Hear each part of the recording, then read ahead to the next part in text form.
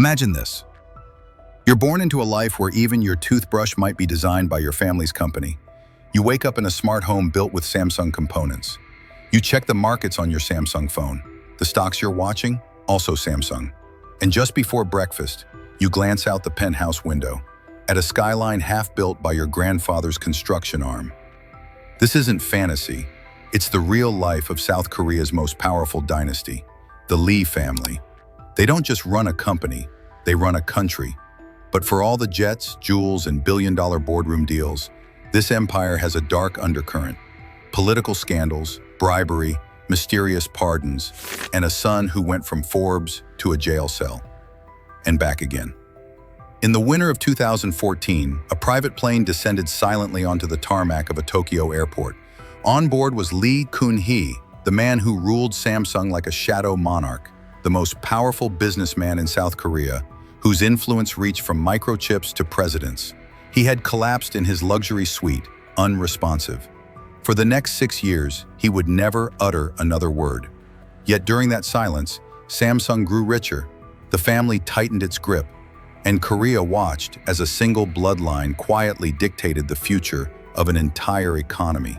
This is the saga of the Samsung family, how they built one of the largest fortunes in the world, survived scandal after scandal, and remained untouchable.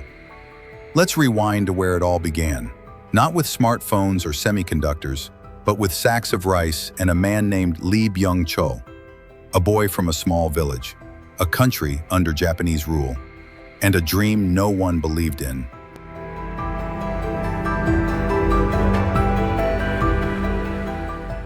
Before Samsung became synonymous with tech, it was just a tiny trading company in 1938 Busan. The founder, Lee Byung-chul, wasn't born into power. He was the third son of a modest landowner in Jae-yong County, back when Korea wasn't even free. His father wanted him to run the family rice mill. Instead, Byung-chul packed his bags and headed to Tokyo. He returned to Korea in the 1930s with nothing but big ideas and borrowed money. In 1938, he opened a trading company. It sold noodles, sugar, and dried fish. He called it Samsung. It meant 3 stars. He liked things that lasted forever. But Korea was changing fast. World War II, then liberation, then Civil War. Where others saw chaos, Byung-chul saw opportunity. He bet everything on industry, textiles, insurance, construction. Then he did something radical. He bought machines and started making Korean products for Koreans. In a country dominated by Japanese imports, that was nearly treason. But people were desperate for something of their own, and as the country rose from the ashes, so did Samsung. But rising too fast has consequences, especially when your empire threatens the government itself. And what happened next would prove that in Korea, there are no tycoons without enemies. By the early 1960s, Samsung was already one of the most recognized names in South Korea. But its fate, like the fate of the entire country, was about to be rewritten by the barrel of a gun. On May 16, 1961, military general Park Chung-hee led a bloodless coup d'etat, overthrowing South Korea's fragile democratic government. Tanks rolled into Seoul. The constitution was suspended. A military junta took control. Park promised stability, reform, and anti-corruption. But what he really wanted was total control. For business owners like Lee Byung-chul, the founder of Samsung, this was a defining moment. Samsung was thriving, but it wasn't yet a protected empire. Lee had a choice: resist and risk losing everything, or adapt and become part of Park's new vision. The decision was made for him. Just months after the coup, the new military regime seized Samsung's bank, the Chil Bank, accusing Lee of financial misconduct, specifically embezzlement and bribery. His image as a self-made industrialist was nearly shattered overnight. Public opinion soured. Journalists speculated. Was Samsung corrupt from the start? But the truth was simpler. This was a warning shot. Park's message to the chaebol was clear: align with the state or face extinction. Lee got the message. He didn't fight back. He didn't call lawyers. He played the long game. Publicly, he offered his resignation and apologized for the scandal. Privately, he began aligning himself with Park's economic ambitions. In return, the regime handed Samsung generous government loans, favorable import licenses, and access to exclusive infrastructure projects. This unspoken deal between Samsung and the regime would change South Korea forever. Park's government had an ambitious plan called the 5-year Economic Development Plan. It aimed to rapidly industrialize South Korea, turning it from an agrarian backwater into a modern nation-state. But the government needed execution partners, fast, reliable conglomerates that could carry out industrial projects, export goods, and build infrastructure. Samsung became one of Park's most loyal tools. Between 1962 and 1966, Samsung expanded aggressively into textiles, food processing, logistics, and insurance. With government backing, the company secured cheap foreign loans, state-owned land, and preferential tariffs that crushed its smaller competitors. It was legal, it was smart, it was ruthless, and it worked. By 1969, Samsung made its most audacious move yet. It entered the electronics industry, launching Samsung Electronics Co. Limited, in partnership with Japanese companies like Sanyo and NEC.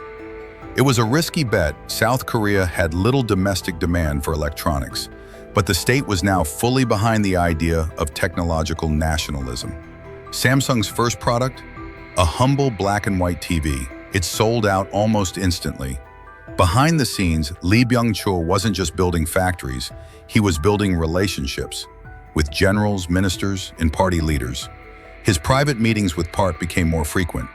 His public speeches now echoed state messaging about nationalism, discipline, and economic pride.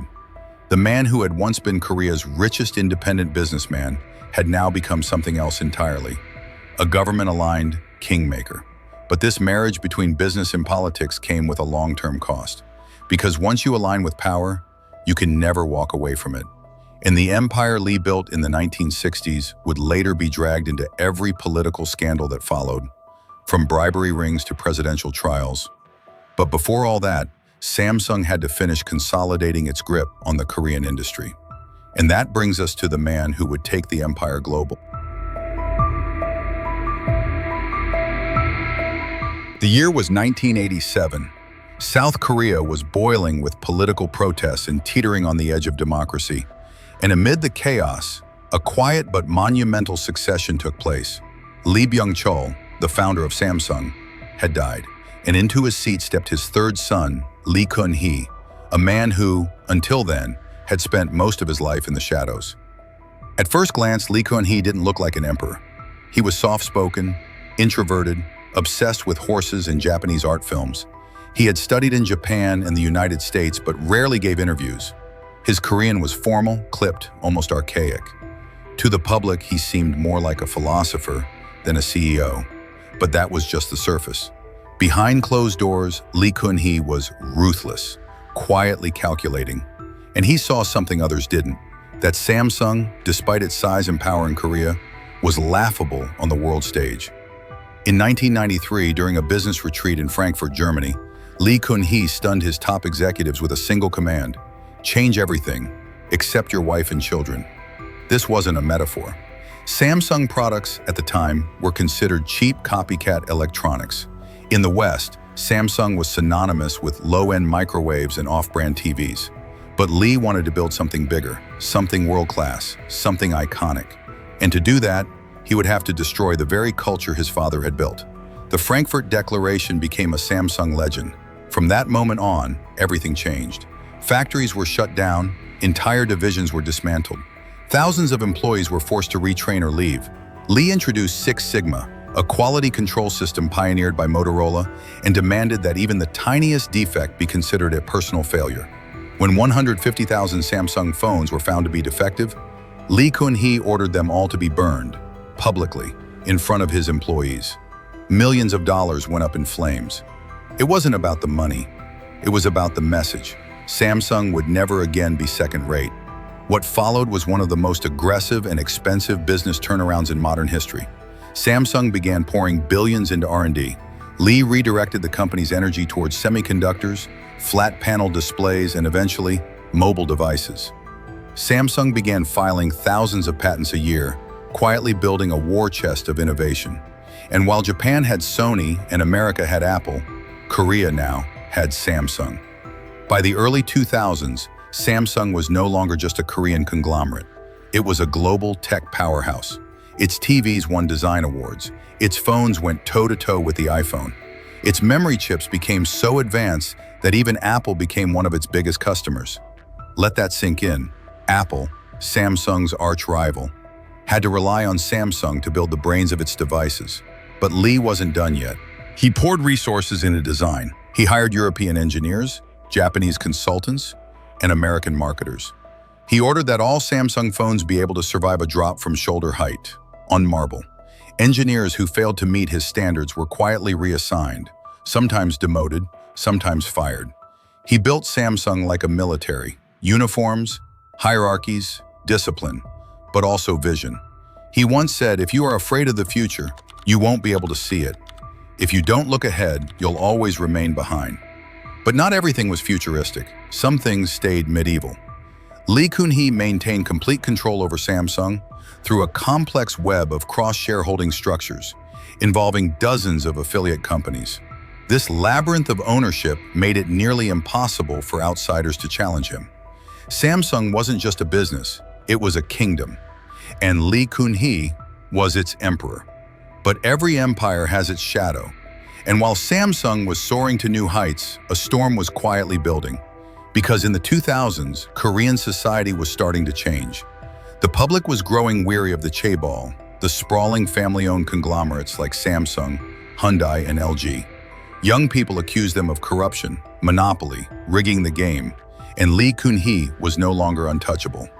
In 2008, prosecutors launched an investigation that would nearly bring Samsung to its knees.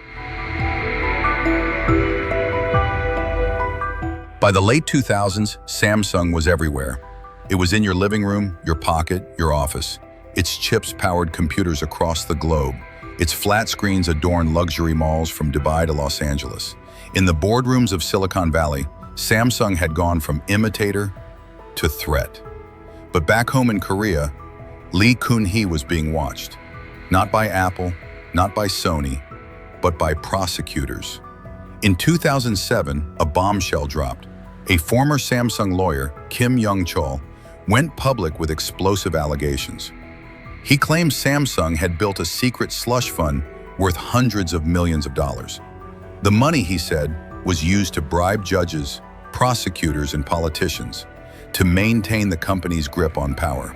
Samsung, he said, wasn't a company, it was a shadow government. The country was stunned. Samsung had long been called the Republic of Samsung, a nickname mocking its unchecked influence over Korean society. But now that influence was on trial, literally. Investigators stormed Samsung's offices, executives were questioned, documents were seized. For the first time in modern Korean history, the unthinkable was happening. The king was being called to court. In April 2008, Lee Kun-hee was indicted. The charges? Tax evasion and breach of trust. Prosecutors alleged that Lee had funneled company money into borrowed name accounts, fake accounts created under the names of employees to dodge taxes on billions in assets. They accused him of illegally transferring control of Samsung to his son, Lee Jae-yong, through murky financial deals between Samsung subsidiaries. This wasn't just about money. This was about legacy, about power, about whether the world's most valuable tech empire was built on vision or corruption. Lee Kun-hee didn't deny everything. He bowed publicly on national television, admitting some wrongdoing. In Korea, a public apology isn't just a PR move. It's a cultural ritual, a public ritual of shame. Then, just days later, he resigned. After 20 years at the helm of Samsung, the man who had turned a microwave brand into a global empire stepped down. To many, it looked like the end. But in the world of chaebols, nothing is ever that simple. In 2009, Lee Kun-hee was convicted but only fined $100 million USD and given a suspended prison sentence. He didn't serve a single day behind bars. And then, the twist. Just a year later, in 2010, South Korea was selected to host the Winter Olympics. The government needed Samsung's help. Lee Kun-hee, with his global connections, was reinstated to the International Olympic Committee.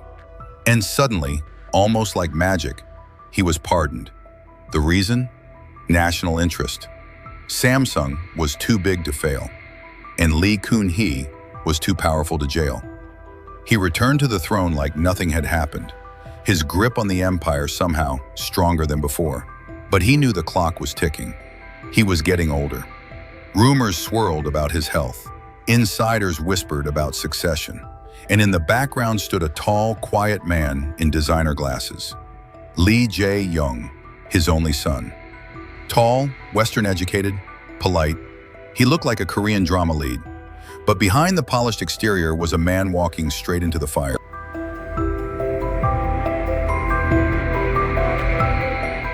The year was 2017. South Korea was in chaos. The president had been impeached. Protesters flooded the streets, waving candles, demanding justice. The scandal tearing the nation apart wasn't just about politics.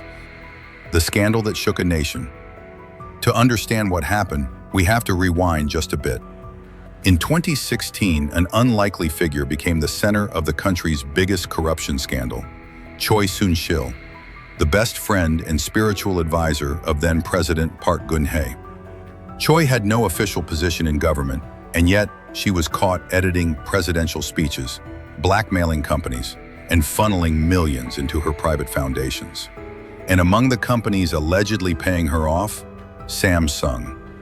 Prosecutors claimed that Lee Jae-yong authorized $38 million in bribes to Choi and her foundations in exchange for political favors, specifically help pushing through the 2015 merger between Challa Industries and Samsung C&T.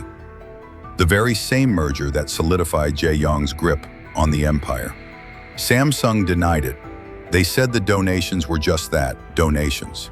But the evidence was damning. Paper trails, emails, secret horse gifts worth millions to Choi's daughter, an equestrian athlete, cozy meetings, sudden favors. The message was clear. Samsung wasn't just a company, it was a kingmaker. And now the kingmaker was on trial. The arrest of an heir. In January 2017, in a move that stunned the business world, Lee Jae-yong was arrested. He was taken into custody, photographed in a prison jumpsuit, and detained in a cold concrete cell, not a corporate suite. South Korea was watching. The trial was broadcast like a national drama.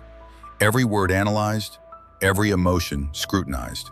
The prince who once smiled from conference stages was now silent, expressionless, surrounded by guards.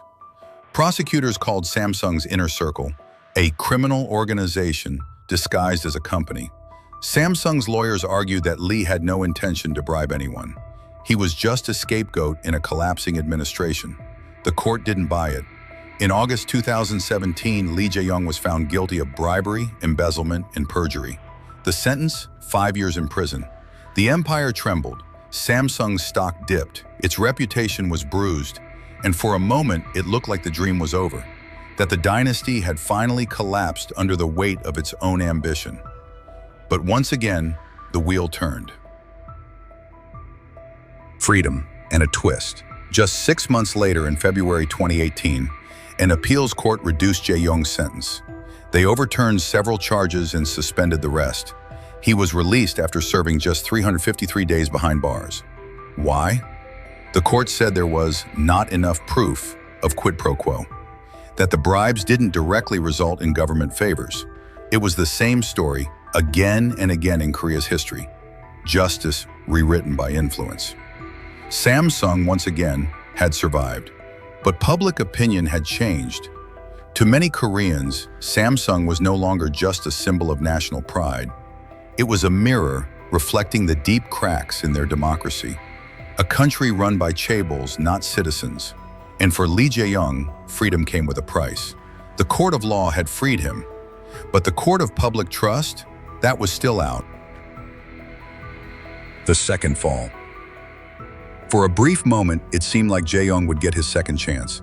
He reappeared in public, wore dark suits, gave humble apologies, promised a new Samsung. He even vowed to end dynastic succession, to be the last in the Lee bloodline to rule. But then, in 2020, it all unraveled again. A new investigation revealed that Samsung had cooked the books to manipulate stock prices during the 2015 merger. the same merger that gave Jae-yong power in the first place. He was accused of violating capital markets laws, engaging in accounting fraud, and once again, abusing his authority. And in January 2021, lightning struck twice. Lee Jae-yong was convicted again, and this time sentenced to 2.5 years in prison. He reported to Seoul Detention Center quietly. No cameras, no speeches, just silence. In the span of 4 years, the most powerful man in Korea had been jailed twice. And yet, just like his father, Lee Jae-yong would return. In August 2022, the Korean government pardoned him again for economic reasons. The logic was familiar. Samsung was too important to the country's future, its influence too vital, its chairman irreplaceable. And once more, the prince walked free. Samsung isn't a company, it's a chaebol, a uniquely Korean invention. A family-run conglomerate woven so tightly into the nation's fabric that pulling on one thread unravels the entire economy. Samsung's reach is staggering. Over 60 affiliated companies, phones, hospitals, insurance, military tech, fashion. The family controls it all, not through majority ownership, but through circular shareholding. It's a maze. Subsidiary A owns part of B, which owns part of C, which owns A again. Outside investors have no real say. Only the Lee family holds the key. And when Kun-hee passed away in 2020, Jae-yong didn't just inherit billions, he inherited control. But that came with a cost. Over $10 billion in inheritance tax, the largest in Korean history. To pay it, the family had to publicly donate art, sell off shares, and restructure the empire. Yet they never lost control. Today, Samsung controls nearly 20% of South Korea's GDP. Its chips are in your phone, its appliances in your kitchen. Its logo is on the stadium, in the courtroom, in the hospital, on the skyscraper, everywhere. But triumph always comes with a shadow. The Lee family's rise has been mirrored by scandal, secrecy, and sacrifice. Behind the headlines and stock valuations lie 3 generations of obsession, men born into destiny, trapped by it, and judged by a nation that both worships and resents them. Lee Byung-chul wanted to build an empire. Lee Kun-hee wanted to make it world-class. And Lee Jae-yong, he was told to protect it at all costs. And with every twist of the knife, the Samsung story began to look less like a business case and more like a dynastic saga.